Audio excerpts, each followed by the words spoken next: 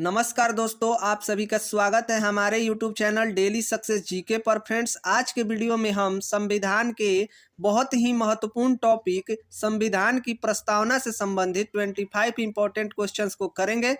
Friends, ये सारे question selected हैं और इस टॉपिक से आपके हर एग्जाम में क्वेश्चन पूछे जाते हैं, तो प्लीज़ वीडियो में एंड तक बने रहें। और अगर आप हमारे चैनल पर नए हैं तो प्लीज़ चैनल को सब्सक्राइब करके बेल आइकन को ऑन कर ले, ताकि इसी तरह की वीडियो आपको आसानी से मिलती रहे। तो चलिए वीडियो को शुरू करते हैं। पहला सवाल है कि हम भारत के लोग शब्दों का प्रयोग भारतीय संविधान में कहाँ से लिया गया है? आपका सही जवाब होगा फ्रेंड्स, संविधान की प्रस्तावना से लिया गया है। हम भारत के लोग जो शब्द है वह भारतीय संविधान के प्रस्तावना से लिया गया है।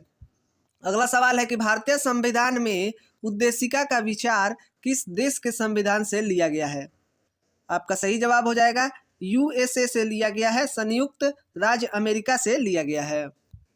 अगला सवाल है कि भारतीय संविधान में उद्देशिका की भाषा किस देश के संविधान से लिया गया है? आपका सही जवाब हो जाएगा ऑस्ट्रेलिया देश की संविधान से लिया गया है भारतीय संविधान में उद्देशिका की भाषा। अगला सवाल है कि संविधान की उद्देशिका में अब तक कितनी बार संशोधन किया गया है?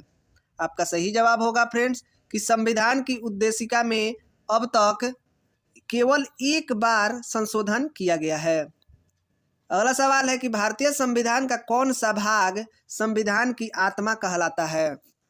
आपका सही जवाब होगा फ्रेंड्स उपयुक्त दोनों, यानी कि उद्देशिका यानी कि या प्रस्तावना, यह दोनों संविधान की आत्मा कहलाता है। अगला सवाल है कि किसने प्रस्तावना को संविधान की आत्मा कहा है? आपका सही जवाब होगा फ्रेंड्स ठाकुर दास भार्गव ने संविधान की प्रस्तावना को संविधान की आत्मा कहा है। अगला सवाल है कि किसने प्रस्तावना को पहचान पत्र कहा है?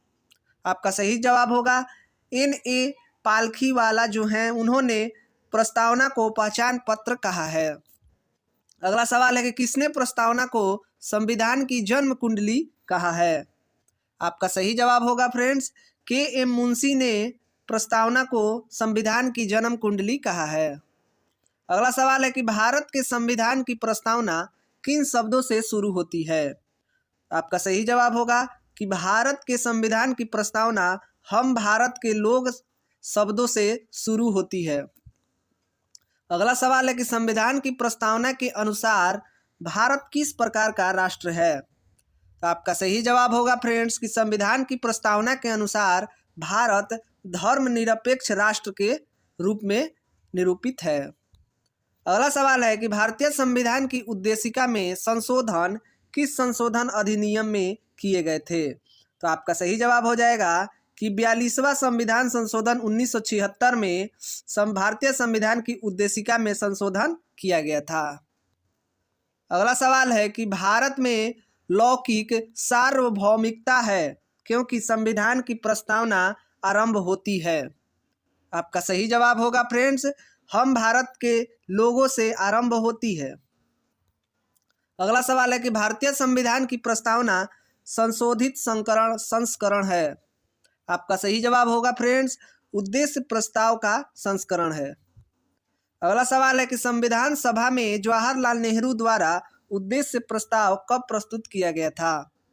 आपका सही जवाब होगा फ्रेंड्स 13 दिसंबर 1946 को संविधान सभा में जवाहरलाल नेहरू द्वारा उद्देश्य प्रस्ताव प्रस्तुत किया गया था। अगला सवाल है कि कौन सा संविधान संशोधन लघु संविधान यानी कि मिनी संविधान माना जाता है?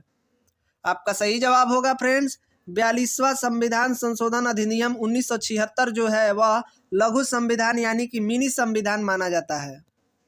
अगला सवाल है कि संविधान सभा में उद्देश्य प्रस्ताव निम्न में से किस एक के द्वारा प्रस्तुत किया गया था? आपका सही जवाब होगा फ्रेंड्स पंडित जवाहरलाल नेहरू के द्वारा संविधान सभा में उद्देश्य प्रस्ताव को प्रस्तुत किया गया था। अगला सवाल है कि भारतीय संविधान की प्रस्तावना में प्रयुक्त न्याय शब्द अभिव्यक्त करता है। क्या अभिव्यक्त करता है? तो आपका सही जवाब होगा सामाजिक, आर्थिक तथा राजनीतिक न्याय को व्यक्त करता है। फ्रेंड्स, अगर आपको हमारी वीडियो पसंद आ रही हो तो प्लीज़ वीडियो को लाइक कर दें। अगर आपको हमारी मेहनत पसंद आ रही हो तो प्लीज़ चैनल को सब्सक्राइब करके बेल आइकन को ऑन कर लें।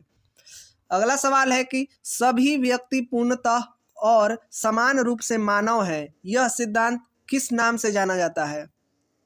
अगला सवाल है, आपका सही जवाब होगा सार्वभौमिकता के नाम से जाना जाता है कि सभी व्यक्ति पूर्णतः और समान रूप से मानव हैं। अगला सवाल है कि संविधान की प्रस्तावना में वर्णित हम भारत के लोग का क्या अर्थ है? आपका सही जवाब होगा संप्रभु शक्ति इसका अर्थ है। अगला सवाल है कि भारत के संदर्भ में धर्मनिरपेक्ष शब्द का सही भाव क्या है? आपका सही जवाब होगा भारत में राज्य का कोई धर्म नहीं है। धर्मनिरपेक्ष शब्द का सही भाव यही है कि भारत में राज्य का कोई धर्म नहीं है। ऑप्शन बी राइट आंसर होगा। अगला सवाल है कि भारत के संविधान की उद्देशिका में कितने प्रकार के न्याय की व्यवस्था की गई है? आपका सही जवाब होगा फ्रेंड्स 3 प्रकार के न्याय की व्यवस्था की गई है भारत के संविधान की उद्देशिका में। अगला सवाल है कि भारत के संविधान की प्रस्तावना में कितने प्रकार की स्वतंत्रता का उल्लेख किया गया है? तो आपका सही जवाब हो जाएगा 5 प्रकार की स्वतंत्रता का उल्लेख किया गया है भारत के संविधान की प्रस्तावना में। अगला सवाल है कि भारतीय संविधान की प्रस्तावना में वर्णित राष्ट्र की एकता और अखंडता का आधार क्या होना चाहिए? आपका सही जवाब होगा बंधुता की भावना होनी चाहिए। अगला सवाल है कि किस वाद के फैसले में सर्वोच्च न्यायालय ने सर्वप्रथम घोषित किया कि उद्देशिका संविधान का हिस्सा नहीं है? आपका सही जवाब होगा फ्रेंड्स बेरूबारी यूनियन वाद 1960 में के फैसले में सर्वोच्च न्यायालय ने सर्वप्रथम घोषित किया कि उद्देशिका संविधान की हिस्सा नहीं है। और आपका आखिरी सवाल है कि किस वाद में उच्चतम न्यायालय ने धारणा प्रस्तुत की कि उद्देशिका संविधान का भाग है? तो आपका सही जवाब होगा SR बोम्मई बनाम यूनियन ऑफ इंडिया में उच्चतम न्यायालय ने धारणा प्रस्तुत की कि उद्देशिका संविधान का भाग है। तो फ्रेंड्स, आज के वीडियो में इतना ही। उम्मीद है कि आपको वीडियो पसंद आई हो। तो प्लीज़ वीडियो को लाइक कर दें और अगर आपने अभी तक हमारे चैनल को सब्सक्राइब नहीं किया है तो प्लीज़ चैनल को सब्सक्राइब करके बेल आइकन को ऑन कर लें ताकि इसी तरह की वीडियो आपको आसानी से मिलती रहे। तो चलिए मिलते हैं अगले वीडियो में, तब तक के लिए जय हिंद।